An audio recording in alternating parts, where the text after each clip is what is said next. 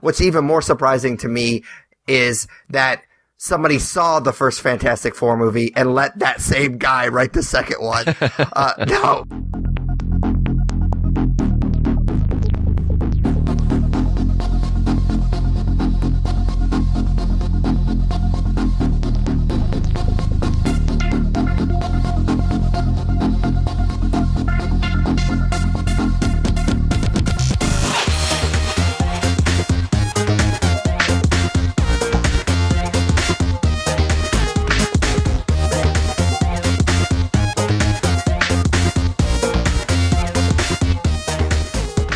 Hey everyone, welcome to another episode of the Nerds You're Looking For podcast, a nerd culture podcast that discusses nerddom through various segments. My name is Tyler Hunt, and I am alongside my co-host, as always, Pat Kuhn.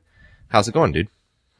I'm good. So, in this little segment before the show last week, we talked about Battlefront 2 and how I was kind of debating whether or not I was going to cancel my pre-order. I decided to go ahead and cancel it, and GameFly has already sent me my copy. I haven't gotten it yet, but they did send it to me, so I'm excited about playing it once I get kind of caught up on some of the other stuff that I'm playing. But I was really excited because it was definitely just us. We were definitely the ones that started it, but we actually did some change. Yeah. Things actually happened, which I was pretty happy with, because usually with these bigger companies, people bitch about it and it never does, nothing ever happens. So I thought it was pretty cool. So we did something, Tyler. The podcast did something. Yeah, that was solely on us. I guarantee it. So. Yeah, we were definitely the first ones to complain about it. No, I ended up buying this game when it came out Friday. So you're part of the problem. Yeah, I went back and forth about it, and I'm like, you know what? Fuck it. I was looking forward to this game and giving it a shot, and I'll just go ahead and I'll do it. So I did you a favor, and I didn't post anything on the Facebook to completely contradict anything that you've been posting all week about how disappointed you were in it. But yeah, I bought it. I haven't played it yet. To be honest with you, I haven't even hooked my Xbox up yet since I've moved. But I look forward to digging into it, hopefully today. So hopefully it's better than what we got a couple years ago from the first Battlefront. But I'll be honest, I haven't really looked at any reviews or anything yet, so I'm not quite sure what I'm in for. Yeah, I'm just, like I said last week, really excited for the campaign. I think it's actually kind of funny because normally what happens when I try to get new releases from GameFly, it always takes a couple of weeks for it to get to me, because everybody wants the big new game that came out. And so the renting it and kind of trying to get it in your queue in time for them to send it to you right when it was released is usually pretty difficult. And I thought it was funny because immediately, so apparently everybody, nobody's renting this game at all, because immediately on Friday I got an email saying that they had shipped it. They shipped it before they shipped Skyrim Switch Edition to me. Which they shipped the other day. So, I'm excited for both of them. I don't see when I'm going to be able to play either one of them anytime soon, but I'm definitely excited for both of them. And LA Noire came out as well. That was a big day for video games on Friday. That game looks pretty awesome. Isn't that's just a redo of the old LA Noire game, right? Just with enhanced graphics and stuff? I actually thought it was a new game, but you might be right. I haven't really looked into it, but it looks pretty awesome. I never played the original. I played the original, and I remember halfway through it, and I had a buddy that loved that game, and I thought that it was pretty cool, and it was a pretty fun concept, and I'm surprised it never got a sequel. But there were parts of it that were kind of frustrating. It's definitely just a sit down and chill game. It's not really action focused. It's walking around crime scenes, finding clues, that kind of stuff. So it was definitely a cool concept. And of course, Rockstar pretty much always puts out something of value. So yeah, I was interested in possibly revisiting that too, but I don't think that I will be doing that for quite a while, because I still have a couple games I need to play first. Yeah, man, that game for me is so far down the road, because I haven't even really dove into South Park that much. And of course I have Battlefront as well, and I will be playing Skyrim on the Switch as well. So it's man, I got so much to play right now. It's ridiculous. I feel like I'm not going to play Battlefront too much on online just because of everything that went on. Even though the microtransactions have been delayed, they're still going to happen. So I'm not going to support it online, but I just really, really want to play that campaign because that sounds like it's pretty awesome. Yeah, hopefully. So we'll have to dig into it. For sure. So, if this is your first episode, we kind of just check in with each other. This first segment, we call it What We're Into. So what are you into this week? Last night, my wife and I watched a movie called Brigsby Bear. This is an indie film that was put out by Sony Pictures Classic, and it just was recently made available to rent on iTunes. So it was something that I was pretty interested in checking out. I heard a lot of good things about it. I think Kevin Smith tweeted about it a few days ago about how amazing he thought it was, and my wife her interest was piqued as well, so we thought that we would give it a go. It was directed by a guy named Dave McCary, and then it was co-written and stars Kyle Mooney, who's probably most well known from SNL. And then it was also produced by The Lonely Island, but don't let that kind of skew what you think this movie might be. It's definitely a drama with comedic elements, but not the typical Lonely Island stuff you would think of. It's definitely not Pop Star 2 or anything like that. Very different themes in this movie. But it was overall really good. So again, I had my eye on it for a while because the concept really intrigued me. I think the trailer does a really good job of not exactly showing what's going on in the movie. So I'm going to try to stay in that vein so everyone else can go into it with a fresh slate like my wife and I did. So basically, the movie follows a character named James who has been kept isolated by his parents his entire life. So while he's been in isolation, he watches this show called Brigsby Bear that has become something that he really loves and he obsesses over. Basically, a new VHS copy, a new episode of Brigsby Bear is delivered to their house every day. Or I think every week, actually. So he's very much in love with the culture around Brigsby Bear and the mythos, and is kind of the only thing he has, really. So when James ends up venturing into the world later on in the movie and leaves his isolation, he finds out that no one else knows what Brigsby Bear is, and he's eager to not only share it with everybody, but he ends up going out to finish the Brigsby Bear story with a Brigsby Bear movie that he makes with the help of his new friends, while also kind of learning about the world he never knew as he does so. So that's kind of a high concept explanation of what the movie's about. I left out quite a bit because, again, anybody that's intrigued by this and wants to watch it, I don't want to ruin it for them. Kyle Mooney is very well known for his comedic chops on Saturday Night Live, so I was curious how he would be in a drama like this. And the character that he plays, James, is incredibly socially awkward, but he's naive and lovable, and that's like Kyle Mooney's bread and butter. So he does a great job here. You can't help but pull for James throughout the movie because of how much you fall in love with the character, and that's all Kyle Mooney. It was awesome to get to see him get to spread his wings beyond Saturday Night Live. The cast also includes Mark Hamill, Greg Kinnear, Claire Danes, Matt Walsh, Michaela Watkins, and Andy Samberg. They all deliver great performances as well and are great supporting characters to James.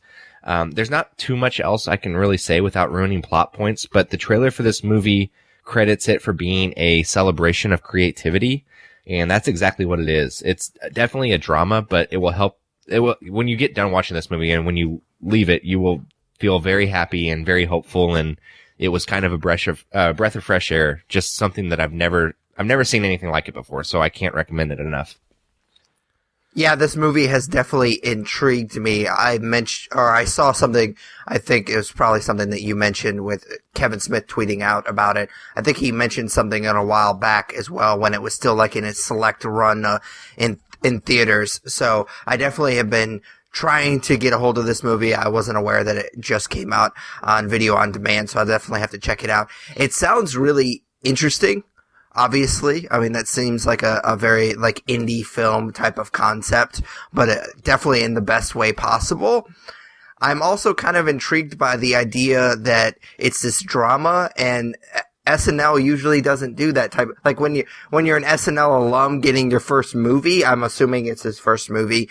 I don't really know his filmography, but it's usually like a lot of times, like especially in the 90s, it was whatever character you were playing on SNL, it got a movie, or it's this kind of like ridiculous concept comedy sort of thing.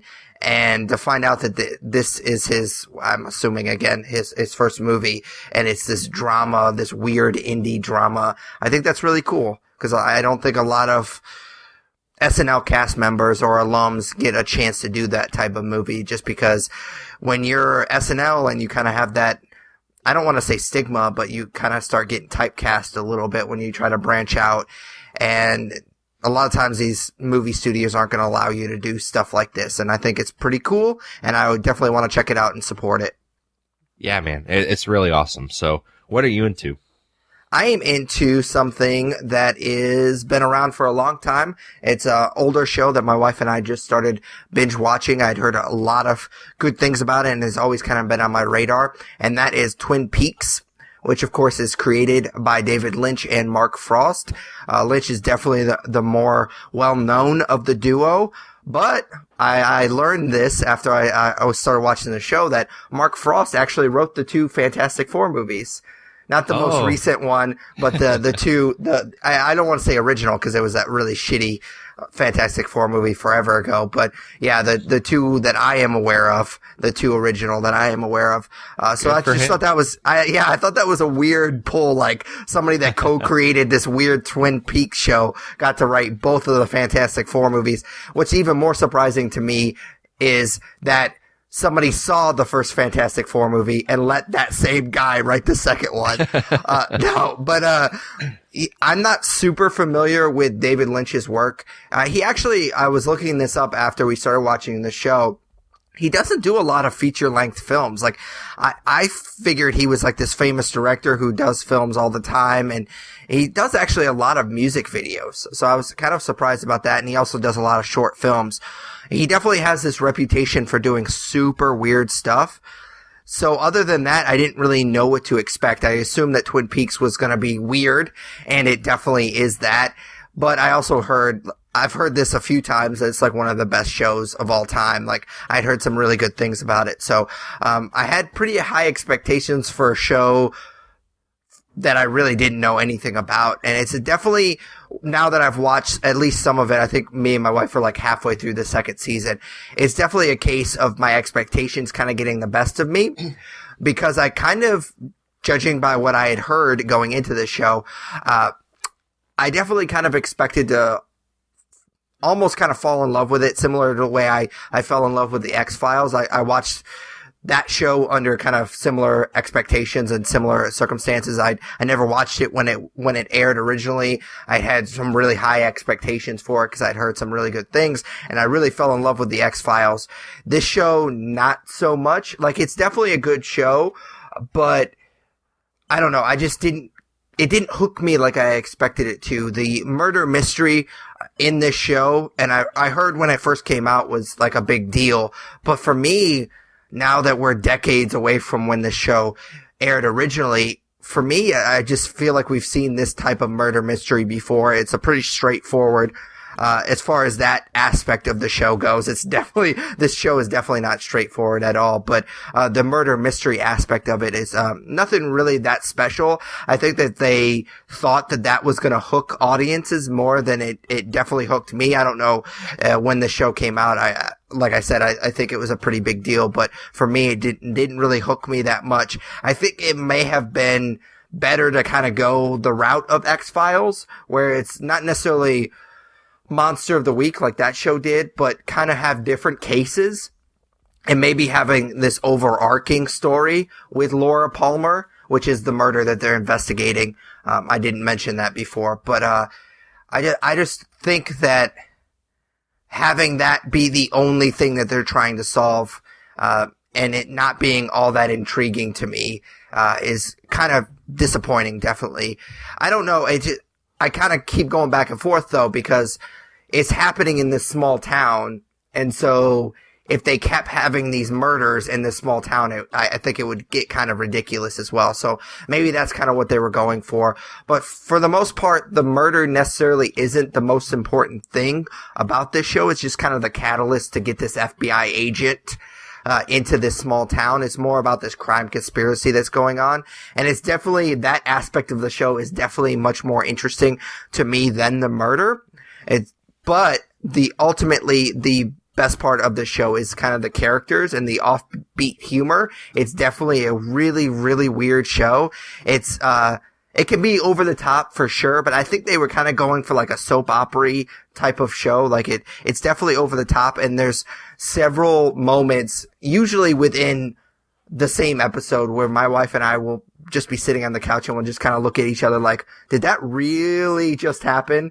Like that's, it's a very strange show. Like sometimes some of the humor is really funny, but then they just take it to like 11. They were fine at like 8 or 9, and then they turn it up a little bit and they kind of go over the top with it. And, so it's definitely interesting in that sense. And there's some really weird characters. Like there's literally a lady in this town that they just call Log Lady, because she just carries around a log like it's a baby, and she pretends like she can talk to it. And it's super, super weird. Like I said, they kind of go for that soap opera type of feel to it. Like it's super dramatic and super over the top. Definitely enjoyed it to a certain extent. I didn't fall in love with it like I thought I would, but it's definitely an interesting show that if you haven't seen it, I would definitely suggest checking it out, because, interesting is definitely the best word for it. Yeah, man, I'm glad that you brought up Twin Peaks today, because it's a show that's piqued my interest a lot, especially recently since they brought it back, with that mini episode run, I guess, earlier this year. It always seemed a little weird to me, so I'm glad to hear we're kind of on the same page there. It was something that I wanted to possibly jump into, but I definitely had my reservations because I think David Lynch is kind of a super weird dude. So I didn't know that it would be just a straightforward crime show. You know, it's, I knew that there would be some really strange elements to it. And it sounds like that's kind of what you thought as well. Yeah, for sure. It's definitely weird, but it's such a well put together show, and the characters are really interesting.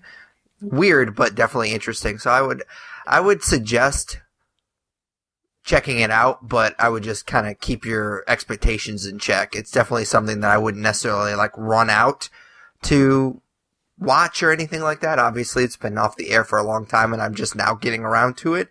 But yeah, I definitely think it's something that you should experience, because it's very, very interesting. And I'm sure, given the climate at the time when it was released, it was like it blew people away. Nowadays, we have so many different weird shows because we have Hulu and we have Netflix and we have all these other places. We don't just have the regular stations that we always had back in the 90s and 80s and stuff like that. So I think we're kind of more used to a show like this, and so it might not completely blow you away, but it's definitely weird, but also interesting at the same time. Okay, cool, man. You want to move on to comics? Sure. What'd you read this week? Listen, can you guess what I read this week? I'm assuming it's some kind of Batman book. That's a good guess. That's what I assume that you read every week. Like your comic stack is just a series of Batman books. Well, this week, an especially big Batman book came out that actually sold out in its first print. So it's The Batman Who Laughs #1. So we've talked about a couple of these offshoots of the Dark Knights series that's going on that kind of explain the origins of these villainous Batman characters. And this is definitely the biggest one. I think that whenever the Dark Knights were revealed, that this was the one that caught people off guard the most. It's basically from what we saw in the art, it looks like a Batman Joker hybrid. And I think that most comic book readers were intrigued as to how this character came about. So with that being said, the last in this series of origin books came out and explains his origin a little bit. So like I said, I think this is the last one of the origin series. I don't know if they'll end up making more once the Dark Knight saga's over with, but it's definitely one of the darkest Batman books I've ever read, in the sense that, given the other world status, this doesn't take place on the Earth we know. It takes place on Earth 22. James Tynion, the writer, is able to tell a really gruesome story that basically flips everything we love about Batman on its head. Again, I think this takes place on Earth 22. I mean, obviously you guys can correct me if I'm wrong, but not the Earth we're used to. And on this Earth, Joker has gotten the upper hand on Batman and is forcing him to basically just sit back and watch him tear Gotham apart. Like, he's infected Batman with something that's basically immobilized his body, but his mind is still, you know, the Batman we know. So hospitals are being blown up, other buildings are being blown up, and then Joker also has Batman in Crime Alley, where he has lined up families from across Gotham, and he's shooting the parents to kill them, and then he's infecting the children with his Joker toxin. And one thing leads to another, and Batman kind of escapes and is able to get a hold of Joker. And I couldn't really tell if Batman kills Joker or if Joker ends up dying on his own. But one way or another, Batman gets infected and is slowly, you know, falling victim to this Joker toxin. And I won't get into a crazy amount of plot points because I think that there are cool twists and turns and, like I said, some really gruesome things along the way that I would suggest you read for yourself.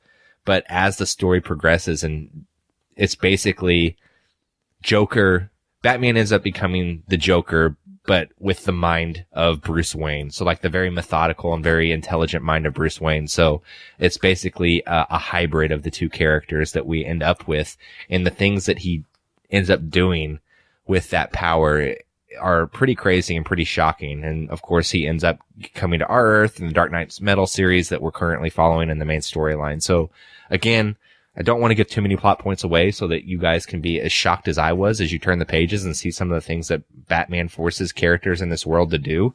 But it's definitely pretty gruesome. Like, I know that books like, you know, The Dark Knight Returns and The Killing Joke are kind of thought of as, you know, the most adult Batman books out there. And while I don't know that this book necessarily takes the cake from those books, it's definitely up there for some of the darker stuff I've read taking place with the Batman characters. So I would recommend it. It's unlike anything I've ever read with the character, but yeah, it was pretty great. Yeah, I've heard some really good things about this book, and I think it's really interesting, kind of going back to what you said at the beginning with these different Earths and writers being able to kind of tell interesting stories because they don't have to worry about like ruining the canon or anything like that. So I think that's definitely really interesting because I think it gets used a little too much. I will say that. It's kind of hard to keep track of what Earth this is and stuff like that. But I mean, I can't really shit on DC for that because Marvel does the same thing. And Secret Wars was supposed to get rid of all these different universes, and they did get rid of them. They just kind of created other universes in its stead. But yeah, I think it's definitely interesting to be able to kind of mess with this world and not have to worry about canon because you get really cool stories like this. I haven't read this book yet, but it's something that I'm definitely looking forward to. Awesome, man. What did you read this week? I read a new #1 I know we've been talking a lot about #1s recently, but I read a new #1 from Image Comics, which is called Evolution, which is basically like this body horror book. It's kind of like the X-Men meets Slither, if you've seen that James Gunn movie.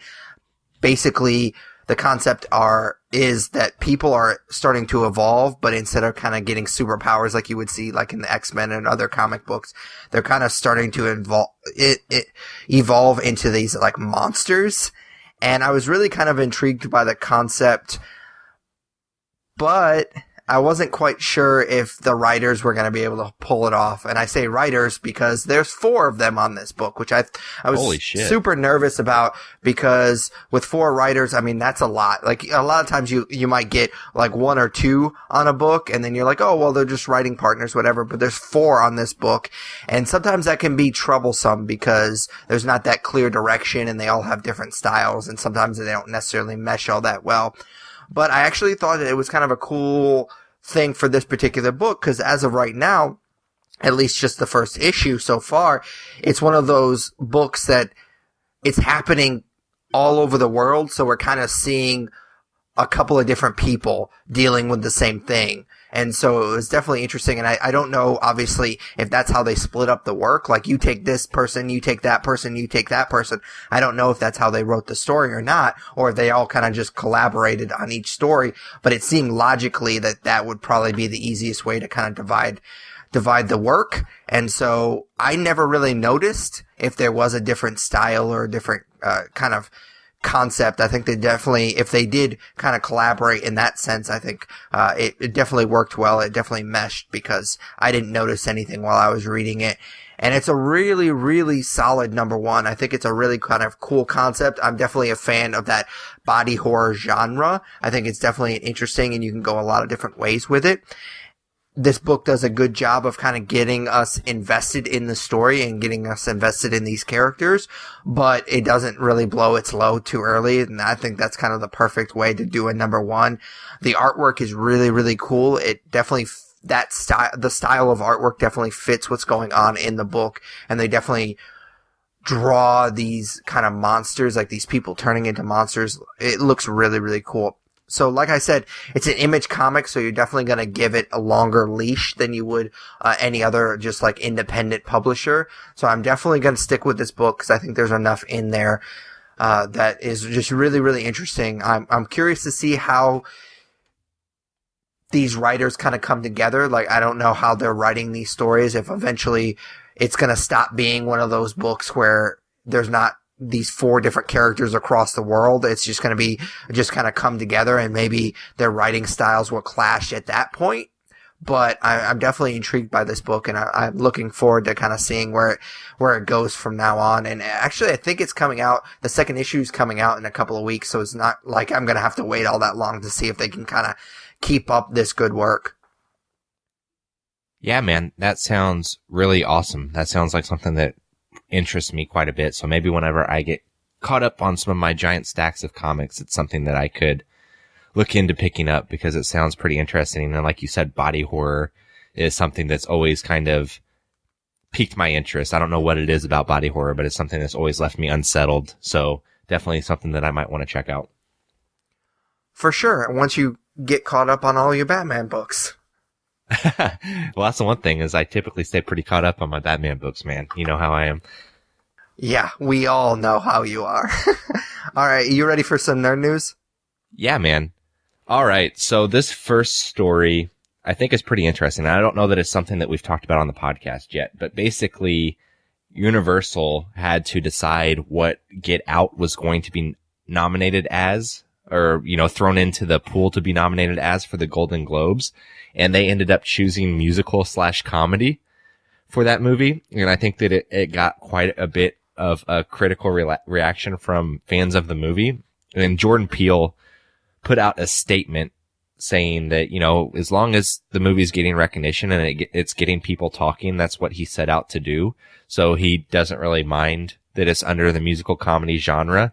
Of course he's going to say that though, because he probably wants to win the award. And also, you know, you don't want to bite the hand that feeds as far as Universal goes. So I think that was probably pretty well put together by a publicist. But overall, I wanted to get your take on that movie being nominated or potentially nominated as a musical/comedy.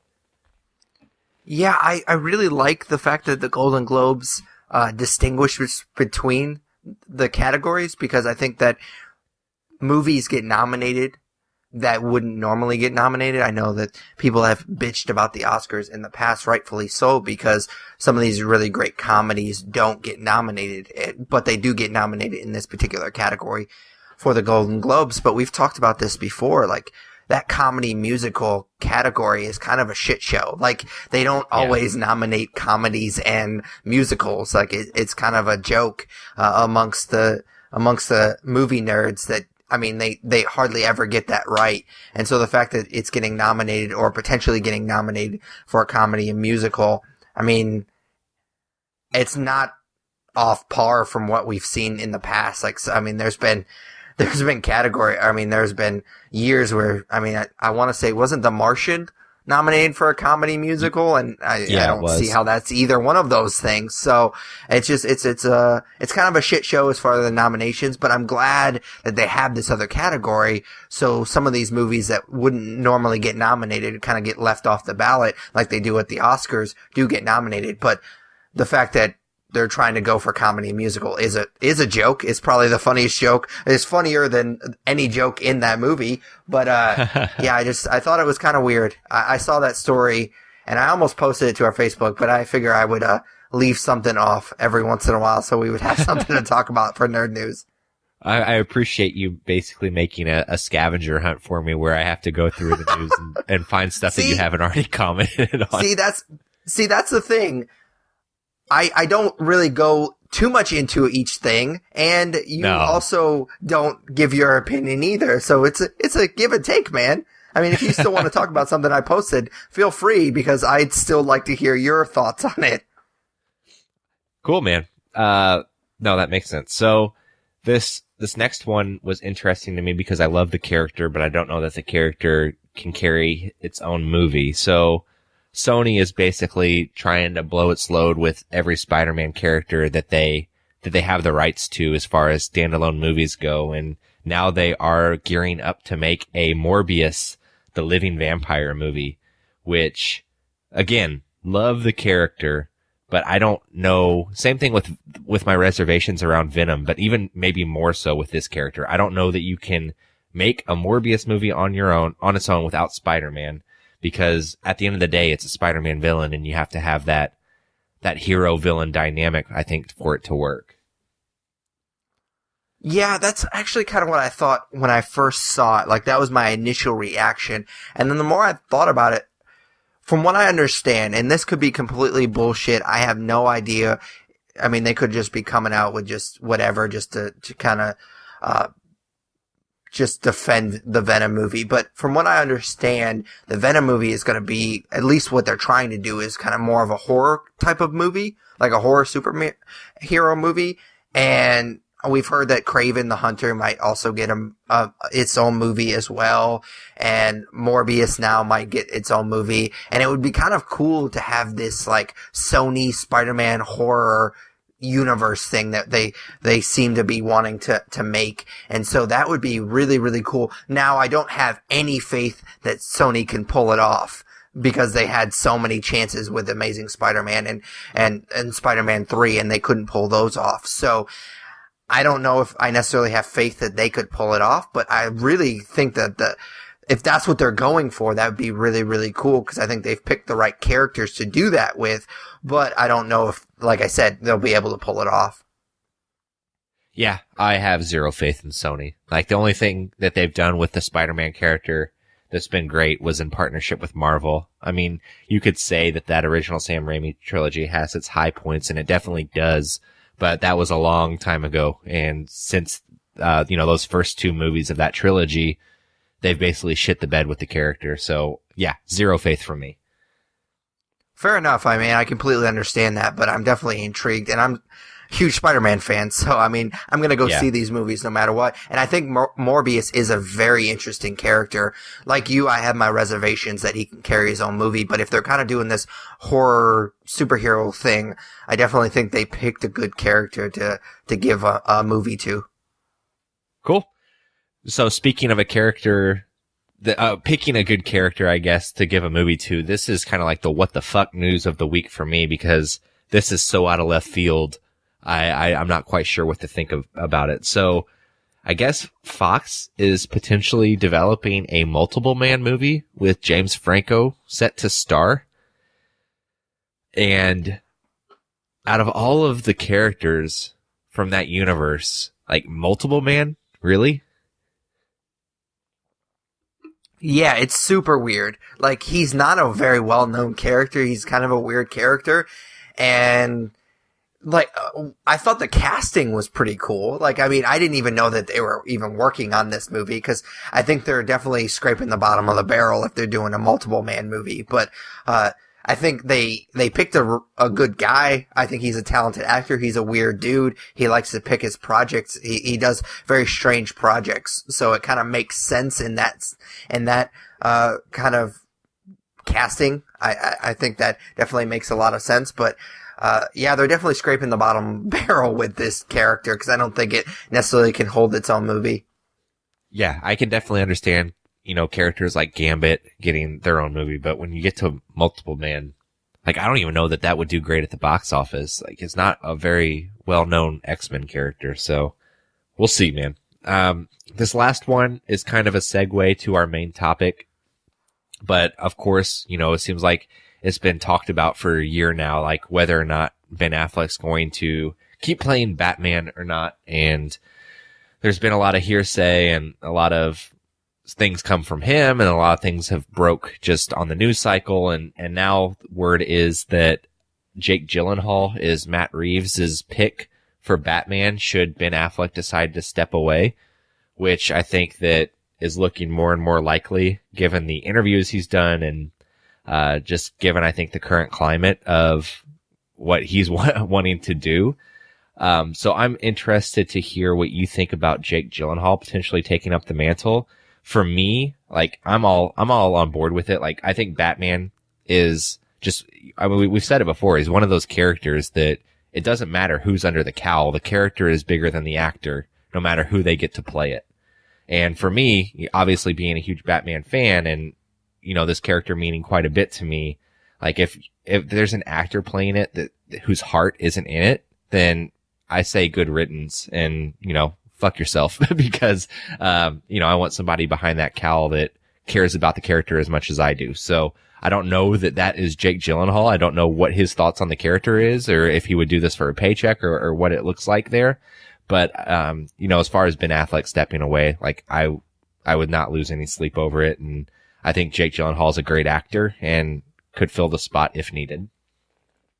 Oh yeah, he's definitely a really, really talented actor, and I'm totally on board with him taking over the cowl.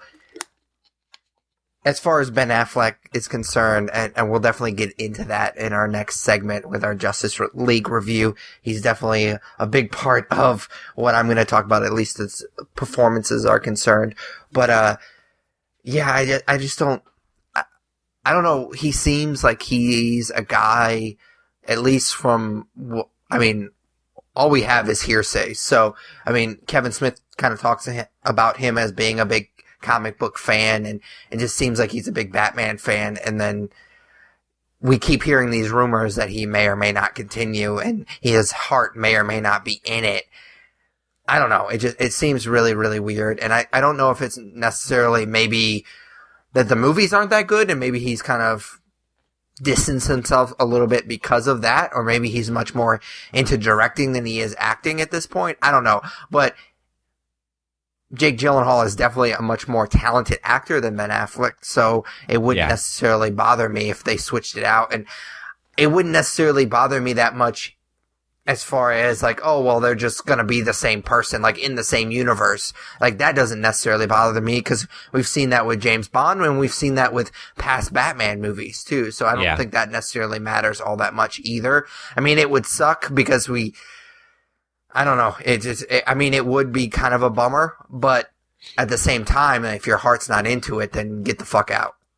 Yeah. It would be a little bit jarring from a consistency standpoint. Like, obviously, we've talked about it on the podcast before. Like, we love consistency in all of our things because of, our love for comic books and so on and so forth. So it would be a little bit jarring from that end, but I trust Matt Reeves so much as a filmmaker more than I trust Ben Affleck as a Batman that I'm on board with whatever creative decisions he's going for, as long as it doesn't include Batman killing people and using guns. Like, as long as you stick to the character's morals, like I'm all in for Matt Reeves.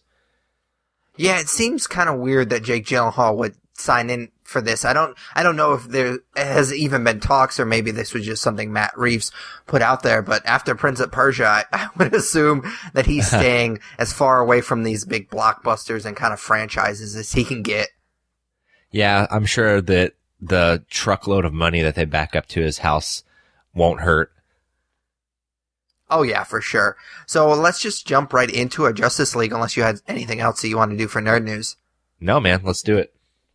All right, so like I said earlier, we're going to be reviewing Justice League, which of course is the 5th film in the DC Extended Universe. This is directed by, I almost said Scott Snyder, Zack Snyder, with a little help from Josh Whedon. This is this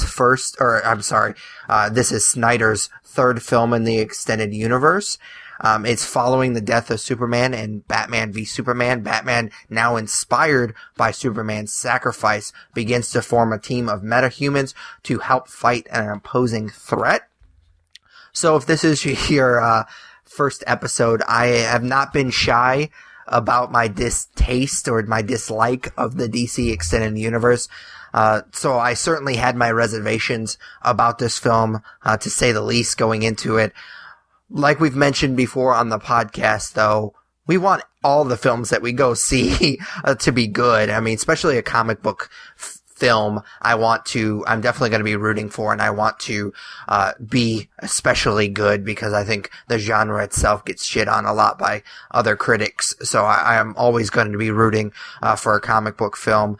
I think that this film, unfortunately, kind of had the deck stacked against it. We had some story troubles at the beginning. Originally, it was supposed to be 2 movies, and then they I don't know if they just changed the story or they kind of just combined the 2 stories together. And of course, they had tragedy and all this other stuff going on behind the scenes. So it definitely had the deck stacked against it. But like any Batman film or comic book film, I want to root for it because I don't want another Batman and Robin. I feel like you're lying. I feel like you wanted to root against this movie. No, I mean, any movie that has Batman in it, I want to be good. I'm not a fan of the DC Extended Universe. And I am totally fine with being wrong. Like, I think that you think that I'm just like sitting there and just pouting if this movie is good because I'm like, oh shit, now I gotta say it's good on the podcast or whatever like that. No, I want these movies to be good. It's just, unfortunately, they haven't been.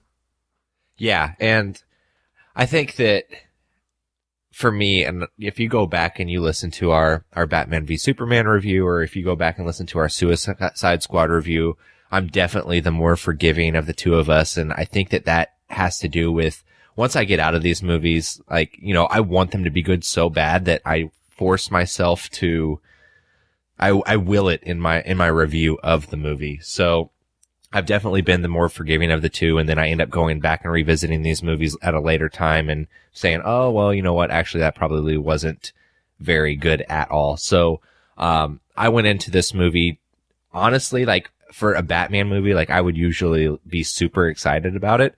And for this movie, just because of what we've gotten out of the DC Extended Universe so far, I was kind of indifferent to it. Like, of course I wanted to see it and I hoped that it was good, but I would definitely say the excitement that I usually have for these types of films wasn't there for me going into Justice League. I'm surprised by that, just because Wonder Woman was so good. I mean, the last DC Extended Universe film we've seen was really outstanding. So I feel like they had the most momentum they've ever had in this universe coming off of Wonder Woman. Yeah, and I would agree with that. For me though, it was just, I don't know. As we got closer to the movie, and I think like you talked about all of the stuff that had gone on behind the scenes with it, I just didn't expect much, and my excitement wavered quite a bit. All right, so if this is your first episode, we kind of start off these main topics, these reviews, by kind of just giving a general overview. We call it broad strokes. So how'd you feel about Justice League? So I don't think that this movie is, well, I think it's pretty obvious. This movie is not amazing, but it's not terrible. It falls somewhere in between amazing and terrible, which is it's a pretty big gap to fall into. And I think that I'm still processing it a little bit. A lot of things that happened in this movie were really enjoyable to watch, but there were also a lot of story points that I didn't really like or agree with that we'll get into once we get into story. I definitely appreciate that these movies are adapting tone-wise based on what has come out after movies like Batman v Superman as far as like a critical response goes. And there are definitely portions of this movie that gives me hope for the future of this extended universe. But overall, like the product here is pretty mediocre. I did have a great movie going experience that I think kind of added to my enjoyment because there were a lot of kids in the theater when I saw this movie that lost their shit when Wonder Woman showed up for the first time, or, you know, there's kids that were really big fans of Cyborg, I think probably because he's on Teen Titans Go, and they were vocal during the movie with how excited they were watching it, and that kind of renewed my interest in things and helped me to realize that at the end of the day, like, you know, if this is a movie that a kid enjoys, maybe I shouldn't take myself so seriously as a 28-year-old. But as far as, you know, Zack Snyder and Joss Whedon putting this movie together, definitely mediocre. But like I was kind of alluding to there were also definitely parts that I really enjoyed too. Oh yeah, I'll definitely agree with a lot of what you said, and I'll try to save most of it for the story. I feel like sometimes I tend to blow my load a little bit in broad strokes, and then I'm kind of just repeating some of the stuff that I talk about in broad strokes in the story. So I'll try to be somewhat vague so we can leave it to that particular segment.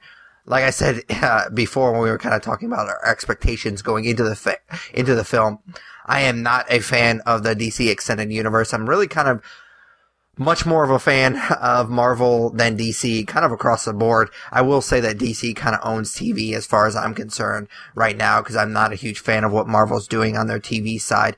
But I mean, I feel like if this is your first episode, you kind of need to know that so you can kind of take what I'm about to say with a huge grain of salt. But I think that this film, Justice League, is exactly what happens when you try to rush something like this. They weren't ready for their team up film yet. It was clear to me that they weren't ready for it yet. And it led to a very uneven, borderline boring film at the time. I will agree with you that it did have its moments where it's fun, and that's kind of where I'm saying it was uneven, because the first, I would say, about half of this movie was super, super boring because it had to do so much. They had to do so much heavy lifting as far as the universe was concerned that it took them way, way too long to get into the actual fun part, which the third act is really, really fun in this movie. But unfortunately, it just took so long to get there, and I wasn't invested by the time we got there. Okay, cool. You ready to dive into the story? All right, so let's just dive right into the story. Awesome. So I think that probably 70% of the story is serviceable in the vein that you have to form this team in the movie and by that they are going after the same goals. However, there are definitely plot points along the way that lost me a little bit. The biggest, for example, so take this, I don't really consider it a spoiler, but take it for what it is. So the marketing for this movie did a great job of straying away from showing Superman coming back. Like, you know, they never show Superman in the trailers for this movie except for in Lois Lane's dreams. But I think that it's not a very well kept secret that, of course, Superman is involved in this movie in some way. I mean, Henry Cavill has been doing press for it, so I don't think that that's a spoiler. That all of that being said, I was very much thrown off by how Superman is brought back in this movie, and the motives around bringing him back seem clunky. So just story beats like that kind of caught me off guard and kept me from really fully submerging myself into this film. I think for me, like you talked about in your broad strokes, that the first, 2/3 of the movie were boring for you. I think for me, being a bigger DC fan, I was more forgiving of that because it was like, oh my God, Batman's talking to Aquaman. Like, that is so, like, awesome. We've never seen this before. We've never seen Aquaman on screen except for like the brief 10 seconds he was in Batman v Superman. And same with like him talking with Flash, or even still talking to Wonder Woman, two characters that we've seen a couple times now. Like, I was pretty invested in those scenes because of my love for the characters, but it was the story points along the way that lost me. So I mentioned Superman, and then a couple other things here and there. So I thought that it was nice going into it. This movie was right around 2 hours because it could have easily been a 3-hour movie like Batman v Superman was almost. But I do think that within those 2 hours, I think a little bit more time would have been good for it. I think 2.5 hours would have made this movie a little better. I think that there were scenes that were very, very short, very quick, and things within this movie almost moved too fast. It was hard for me to buy in what was happening because it all clicked together very neatly like a puzzle would. As far as story goes, I know that we also have to talk about the villain in this movie, which is Steppenwolf. And overall, like, it's no secret, like, this is a pretty lame villain. But I will say, I think that it was probably a good choice going into this movie to pick him, because if you use somebody with a higher profile, like a villain with a higher profile, you have to obviously spend more time developing that character. And when you set a 2-hour limit to a movie, you're not going to be able to talk about the villain or talk about the villain's motives very much. So it's probably good that they wasted a C-list villain like Steppenwolf on this movie that was more so about the characters coming together and forming a team. So again, I think that this movie gets the job done in telling the story about the Justice League, but it lacks the depth that I was looking for in their first outing together. Oh yeah, the story was definitely the worst part of this movie, and unfortunately, I mean, I think they kind of ruined some actually pretty cool moments because I was just kind of bored with the story. So this is, like I said earlier, it's the 5th film in the DC Extended Universe. You have Man of Steel, Batman v Superman, Suicide Squad, Wonder Woman, and of course now Justice League. But let's be honest, I mean, Suicide Squad didn't play a role in this movie at all. So essentially, they had 3 films leading into this movie.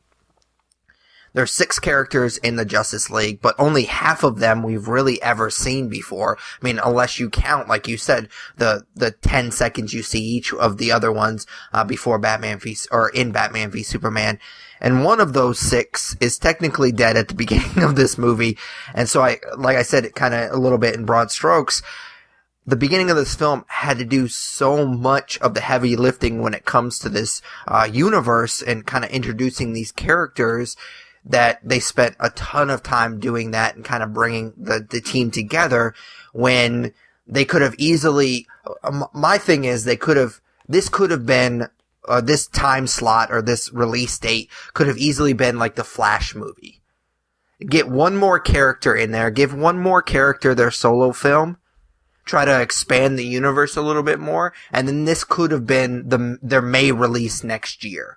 Like, I just feel like they stack their own deck against this movie. Cyborg plays this huge role. Like, his role in the story is a pretty big one, and we've never seen this character before. We don't really know anything about it, and because of that 2-hour time limit, they didn't really have enough time to develop that character. So when he does get his big moment at the end of this movie, I'm just like, I don't know what's happening because you didn't really explain it, because I don't know who this character is. So it was a very disappointing. They had too much to do. They had to bring the characters together, because that's what we're going to get with any of these big team-up movies, is you kind of have to have a reason to bring these characters together. But you also had to introduce half of the team. And, of course, you had to introduce the villain, which I'm going to get to here in a second.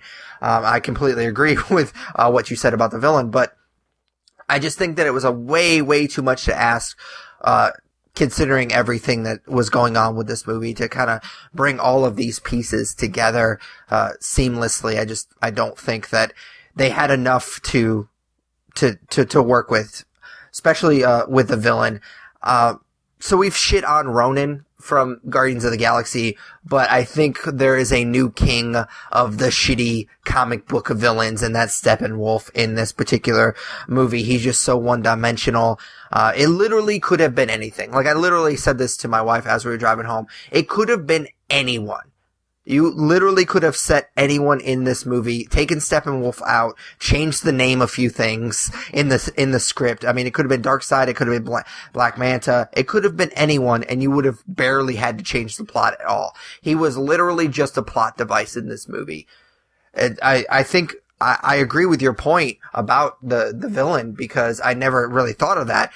It makes sense. Like, if you're gonna have this really shitty one-dimensional character, that don't use one of your big boys, use kind of your D-lister, because he's gonna be one and done. But still, I mean, this is a big movie, and they should have kind of went and swung for the fences, and they just really kind of really, really just one-note, one-dimensional type of character. And the MacGuffin in this movie is super lame. I know that the mother boxes are a big deal in the comic books, and I get that Marvel has the Infinity Stones and they're basically the same thing, but as far as it felt like we were watching a shitty mission in a video game. Like, we've had these video games where you have to go to this one side of the map and collect this one thing, and then the other one is on the other side of the map, and I felt like that's what we were watching. Steppenwolf was just hopping from one side of the map to another, kind of collecting these mother boxes, and it was super lame. It just felt like we were watching this really shitty video game plot on this big blockbuster, and it was really, really hard to watch at times. I will say my one token positive thing that I've been trying to put into these reviews is I really, really love the lighter tone to this movie. I think that they really nailed the Flash, and I think that he's a breath of fresh air in this universe. Some of the other characters with the comedy felt a little forced, but he was really, really good in this movie. And I think some of the other characters felt forced because they were super serious in past movies, and now they're trying to crack jokes, and I just didn't think it worked. But the comedy definitely really worked with the Flash, and I really liked the Flash Cyborg relationship. I think that's something that they could expand on in the Flash movie here in a little bit. I think that it could be kind of like a Captain America Black Widow situation from the Winter Soldier. I think that, or maybe like Thor Ragnarok, where you have Thor and the Hulk. Like, I think they could team up in the Flash movie, and it'd be really interesting because I liked their dynamic quite a lot. I just kind of wish that we had gotten to see a little bit more Cyborg in this movie, because, like I said, he plays such a huge role in this movie, and you don't really know a whole lot about him. I just really thought that the dynamic with them was really cool because they're kind of the younger members of the Justice League, and they're kind of trying to prove themselves in this movie. It reminded me a lot of how I felt about Firestorm and Blue Beetle in the Injustice 2 video game. I thought that they kind of had a similar relationship, and I really liked their dynamic in that game as well. So that's kind of my token positive thing that I'm going to say about the story. But for the most part, it was pretty boring at times because they had to bring all these characters together, and we don't really know a lot of these characters, and the villain just was garbage. He was awful. Cool. You ready to move on to performances? For sure. What'd you feel about Justice League? So I think that the cast had a pretty good chemistry, which helps to lend to the Justice League being a somewhat believable team. You mentioned the Flash already, but I do want to call out Ezra Miller being a standout for me. I think Gal Gadot is still amazing as Diana as well. I'm really excited to see where that character goes after Justice League in future installments, because DC definitely has a winning hand with her playing Wonder Woman. I think Ray Fisher as Cyborg was just okay. I mean, he's not asked to do very much, and he's half machine anyway, so he can kind of get away with not delivering an amazing performance, but definitely not much emotion there with him. I didn't go into this movie expecting to think anything of Jason Momoa as Aquaman. I don't really care for him too much as an actor, and obviously Aquaman's one of the easier characters to make fun of in DC, but I actually walked away with a renewed interest in him a little bit. I don't know that the Aquaman movie will be anything spectacular, but I did walk away not being bored by him like I thought I would, and the character. I do want to also call out J.K. Simmons. I think that he was great in the very few scenes we saw him as Commissioner Gordon. And I talked about this in Nerd News, but I'm kind of at the point where I could give or take Ben Affleck as Batman. He said it at Comic-Con, and of course we've said it, like, it's the best character out there.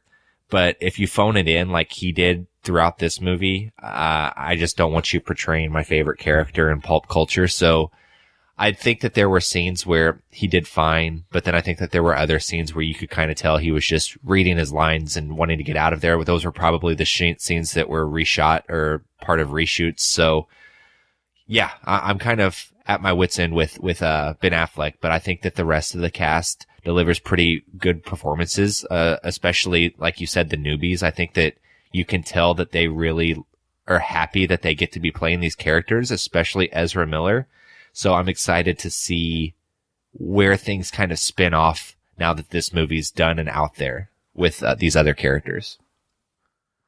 Yeah, I completely agree with most of what you said. I will mention that I don't know if I necessarily agree completely with the way that you worded Ben's performance. I think he looked so uncomfortable. Like, he just didn't want to do it anymore. I don't know if he necessarily was reading off his lines or anything like that, but I think he just looked so uncomfortable. And I don't know if the rumors of his time as Batman kind of nearing a close is what kind of got him, or if he's just kind of tired of the whole song and dance or whatever, but he just definitely looked really uncomfortable, which is surprising because he was really shit on when he was cast. And I mean, I jumped in on that bandwagon as for sure, but I thought he was one of the few redeeming qualities of Batman v Superman. I thought he did a really good job.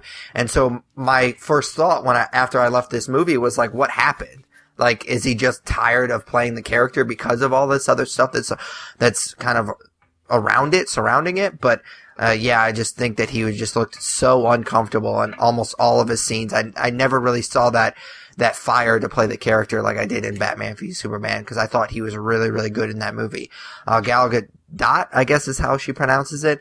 She was great as Wonder Woman for the third time. I mean, she's Wonder Woman to me at this point. Like, she solidifies that character so well. I will say just a tiny, tiny nitpick. It's like 10 seconds of the film, but there's a little like group shot at the end when they kind of defeat the villain and kind of save the day. Spoiler alert, I guess. But I mean, come on. You've seen enough comic book movies. You know that they're going to save the day. And she kind of gives Batman a look, and it's super, super cheesy. And I'm like, ugh, like that was a little cringeworthy for me. But she's so good at the character, you kind of forgive that 10 seconds of the movie. I think that Ray Fisher wasn't really asked to do much because you can really only see like 2/3 of his face, and that's basically all he has to work with. But I think that he did well, and like I said, I really enjoyed the Flash Cyborg dynamic. So I mean, you have to give credit to half of that team. So I definitely think that he did well, given the fact that he was basically only acting with 2/3 of his face. I think Jason Momoa wasn't really asked to do a whole lot, because they didn't really have time, like I said, in the story aspect, to really develop a lot of these characters, and so he really wasn't asked to do a ton. He was basically just asked to be this like brooding badass, and I think that he did really, really well as that character. There was a scene that towards the end, kind of like right before you really get into the third act, where it was kind of uncomfortable because he does this like weird monologue, and I won't spoil anything, but it's supposed to be uncomfortable. The character's supposed to be uncomfortable doing it. So you kind of have to give credit, because that's at first, before you kind of see the reveal, what's going on, I was kind of sitting there. I'm like, what is happening? Like this seems super, super weird. So you kind of have to give him credit because that's in the performance. So I really appreciated that. We're going to get into the CGI here in the next segment, but I could not concentrate every time Superman was on screen. But we'll get to that here in a little bit, why that was the case. Ezra Miller just nailed the Flash, like I said. He brought a much-needed lighter tone to the universe. My favorite part of this entire film was when he was running around Superman at the first scene where you see Superman, and he's running around and he realizes that Superman can actually see him and kind of keep up with him. I thought the look on his face was so fucking funny. It was easily the funniest joke in the whole movie. They might have stayed on it for a little too long, like maybe a half second too long, but just the way that he captured that character in that moment was just so fucking funny. And it wasn't a funny line or anything. It was just a look on his face. It was easily the funniest joke in this movie. So I just think that he did such a great job nailing that character for me. Awesome. Yeah. Definitely some good callouts. All right, so let's just move right on to the last segment, which is I kind of just decided to combine the action and the CGI, because this is a big blockbuster and they kind of a lot of times go hand in hand. And for me, and I think I might have touched on this a little bit with Wonder Woman, I think DC relies a little too heavily on the CGI, and unfortunately in this particular movie, the CGI wasn't very good at times, and that was disappointing. But I think that there was especially there's a scene at the very beginning. It's kind of like the big fight scene, kind of the fight for the first mother box, between Steppenwolf and, I'm blanking on their names. What is Wonder Woman again? An Amazonian? Yes, I don't know why I couldn't think of that name for some strange reason. I completely went blank there. I think that some of that could have been done practically. I mean, obviously not all of it, but I think that they could have done some of that practically, and they relied way too heavily on CGI, and it wasn't good CGI, so it really took me out of it. And there was some scenes where it seemed really weird when they relied on CGI. Like, they looked like there was a point where Batman and, I guess it was Bruce Wayne at this particular situation, and Aquaman are chit-chatting, and they go to a close-up to Aquaman, and it's clear that the background is just a green screen. Like, it was just so horribly done. I'm just like, why wasn't that shot on location? Like, why did that have to be a green screen? Unless that was a reshoot, I don't know. But it seemed so weird that they relied so heavily on CGI. And it's a big blockbuster, and it wasn't even that good of CGI. And you get to a certain point in this movie where, and this is my big thing with Superman movies and some of these comic book movies, it just gets to a certain point where it's just superheroes punching things at each other or through other things, and it's just destruction porn, and it really just kind of gets old really, really quickly. I will say another kind of one of my token positive things is the fight with Steppenwolf at kind of the midway point through the film, where they're all kind of, it's the first time that you kind of see them fighting together, was really, really cool. I like that quite a lot. It was kind of like they did their own thing, and they were kind of coming together as a team, and it kind of showcased what they were all good at, and I really appreciated that, because I thought it was definitely the best fight scene in the entire movie by far, just because they were kind of coming together as a team, and they kind of showed each other each of their strengths. I thought that was really, really good. And I'll save the Superman CGI for after you kind of talk about what you felt about the action, because I feel like that needs its own little segment. So what did you feel about the action and the CGI in this movie? Well, I think it's funny, first off, that like whenever we do these reviews, we never do a segment for CGI. But so you're not playing your hand very well, because I know exactly what you want to talk about and you want to shit on. So you're not being clever. Let me just say that. But I agree. Oh, I wasn't trying to be clever. Anyone that sees this movie knows what I'm about to talk about. Yeah, no, for sure. And I can't wait to dig into that. But as far as action goes, I think that I'm on a bit of the other side of the spectrum than you. I think, you know, say what you will about Zack Snyder. I'm definitely fell out of love with him over the last few years, but he knows how to shoot an action sequence. There's a lot of stuff, especially with Batman, that I think looks really cool. And I think that a lot of that has to do with him being able to shoot an awesome scene, and also Danny Elfman's score in this movie is fantastic. And I think that was a good call to have him do this movie as opposed to Junkie XL, whoever the fuck that is, that was supposed to originally do it. I think that was a Joss Whedon call, and I think that kind of elevates the movie and elevates the action scenes. For me, I think I really like the scene that you talked about as well, like the midway point with Steppenwolf, but I really like the third act action scene as well, like the culmination of the movie. I think that there is some destruction porn in there that you were talking about, but there was so much wit and so much fun in that movie. Like, Superman is a character that I've gone on record as saying that I don't really like, and, you know, Henry Cavill doesn't really bring anything new to the performance of the character, but it's the end of the movie is just witty and fun and well shot. So for me, I don't have as much negative to say as you did about the action. I think when there was action, that it was fun, and then it was pretty well shot. I will say that the one part that you said that I would agree with was the flashback to, or I think you were talking about like the current day Amazonian fight scene, but the flashback to, ancient Atlanteans and Amazonians, and you even have a lantern that pops up in there. I think that fight scene was way too over CGI'd. So I will agree with, the overuse of CGI in this movie in certain points, but I would think that I saw past it a little bit easier than you did. For sure. So, let's dive into what I've been looking forward to talking to pretty much basically since I saw the movie. So, on a scale of like 1 to 10, how bad was the CGI on his mustache? So let me just say this. So like going into this movie, this was like a big point of discussion and I didn't really get it. I'm like, so what? They have to CGI out a fucking mustache. Like, why are people even talking about this? This isn't real news. This is dumb. And then you see the movie and you see how poorly they did it.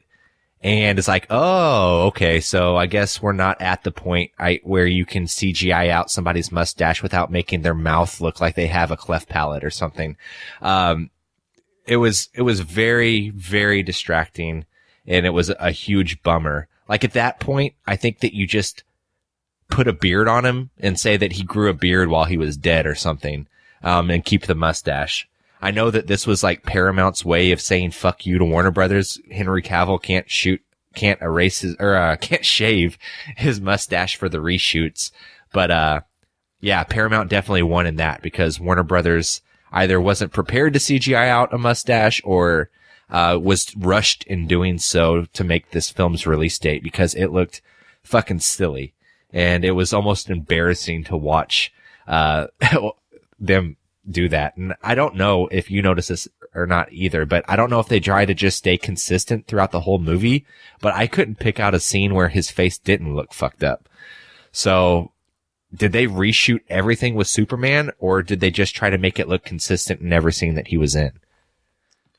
I would imagine that they probably try to make it consistent, even though it was consistently shitty. Because I think at one point, because I think even the first scene that you see him at, like the cell phone, that was CGI. Like that was something they had to remove the mustache, I'm assuming. And so it seems like once you establish that, it would seem like they would just want to keep that character the same throughout the entire movie. I mean, he's not in the movie a ton. But, yeah, it's just, we do so much on this podcast as far as like nerd news and stuff like that. And I post a lot to the Facebook page and Twitter. But, I assumed that it's not something that a lot of people knew was going into this movie. Like, I feel like it was a big deal in nerd culture, but it's not something that I think a ton of the movie going crowd is gonna know. And so I was just like, oh man, I wonder how the CGI is gonna look on his mustache and all this other stuff going into this movie. And as soon as I saw him, I was like, man, that's just awful. That is just really, really bad. But then I kept thinking in my head, I'm like, well, maybe it's not that bad. Like maybe I just don't, because I know that going into it, that's what happened. Like I know the story behind it, that maybe that's why I can see it and I can't see anything else. But literally one of the first things that my wife said to me while we were driving home after the movie was, what the hell was wrong with his face? So, I mean, she didn't know anything about it. So it wasn't just me. It's just the fact that it's really, really just unbelievably shitty CGI. Like I can't imagine like a studio thinking that was okay. I don't even understand how they could watch that movie and be like, nope, nobody's gonna notice that. Like it was so noticeable and was so unbelievably distracting.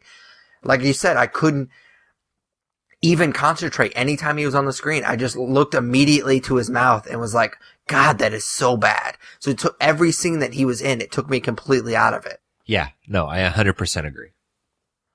All right. I think that's a point. Oh, I'm sorry. I didn't mean to cut you off. No, I was just sorry. I was just gonna say that I think that's like evidence in and of itself that this movie could have benefited from being pushed back like a half year.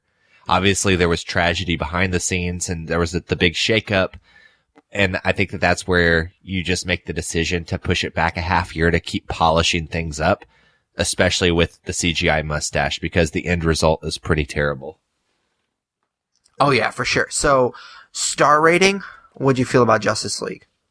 I want you to go first, because I feel like with a movie like this, whatever I give it, you're going to feel like you have to give it a half star less than me to make a point. So I'd like you to go first today. Again, I think you put way too much thought into, like, me shitting on this movie. Like, I think let's just say I'm playing it safe. You have this opinion that I'm going to shit on it no matter what. I'm just playing it safe, man. I just want to hear what your star rating is. Okay, so I had a hard time with this one because I think there are some things in this movie that I did enjoy. Like I said, I did really enjoy the Flash Cyborg relationship. I loved the lighter tone. I just think that it had way too many things working against it, and we've already kind of established that 3 is the recommendation, and I almost wanted to say, like, I kind of recommend this movie because I don't think it's that bad. Like, it's not Batman v Superman or Man of Steel bad. Like, Wonder Woman is far and away the best movie in the DC Extended Universe, but for me, Justice League is the second best. Now there's a huge gap in between those two movies, but it's clearly the second best movie in this universe. And so I kind of wanted to give it a 3 just to recommend it, but I really just couldn't get myself there. So, I'm going to go with 2.5 because it's not a terrible movie, but like I said earlier, it's definitely an uneven, borderline boring film at times. Okay. So it kind of works out with you going first that it probably would have been what we said anyway. So I am giving this movie 3 because I think there is enough in it that's enjoyable that I had fun with. I do plan on watching this movie again, and for that I have to recommend it. And then I think that something that kind of saved it for me too is I mentioned it in my broad strokes, but just the crowd reaction throughout this movie was kind of just reminded me how important these characters are to kids, and seeing kids have fun with it and, you know, freak out whenever Wonder Woman showed up or Flash showed up or Cyborg showed up kind of salvaged some things for me. So, yeah, I'm going 3 stars. Yeah, that's cool, man. So it doesn't seem like we're that far off of it. No, not at all. So hopefully, you know, it's something that we learn from and we go forth with these characters, in this direction, and maybe with less drama behind the scenes, we end up with some better films. Yeah, and I actually felt kind of hopeful for the universe after this movie, just because this, like I said, they rushed this. I don't think that they were ready. I don't think the universe was ready for this movie yet, this team-up movie. Like, I think they could have used at least one more solo movie, maybe, like I said earlier, with the Flash movie, but that's had its own problems. But, I'm a little bit more hopeful for this universe because of the situation, because they kind of rushed it. It wasn't a half bad movie. So maybe this can kind of catapult them to where they want to be, into more, like, cleaner and like, I don't know exactly where I'm going with this, but just, I'm a lot more hopeful for this universe now, because despite the deck stacked against it, they still produced a fairly decent movie.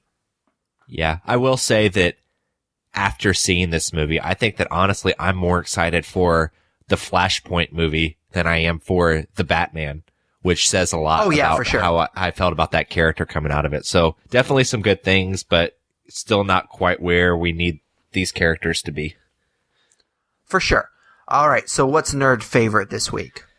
So I have a pretty simple nerd favorite this week, and I'm just kind of curious what your answer is, because obviously I just moved away from Evansville, which is where I spent most of my life, and now I'm up in Cleveland, Ohio, and I'm really digging it so far. But I traveled a lot this year, and of course every Wednesday I would try to go find a new comic book store as I traveled, to see where I would want to get my comics for the week. And all of that being said, I know that you've lived a lot of different places over the course of your life, so I'm just curious what your favorite comic book store is that you've ever been to.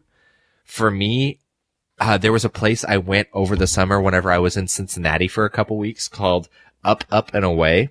And I think that there are 2 locations. The location I'm talking about, if you're even familiar with the area, is the one on Pfeiffer Road. But this was the nicest comic book store I've ever been to in my entire life. You know, sometimes you go into a comic book store and there's shit kind of strewn around everywhere, and you have long boxes sitting everywhere that people have dug through and pulled stuff out of, and it's not very well put together. But this comic book store was just immaculate.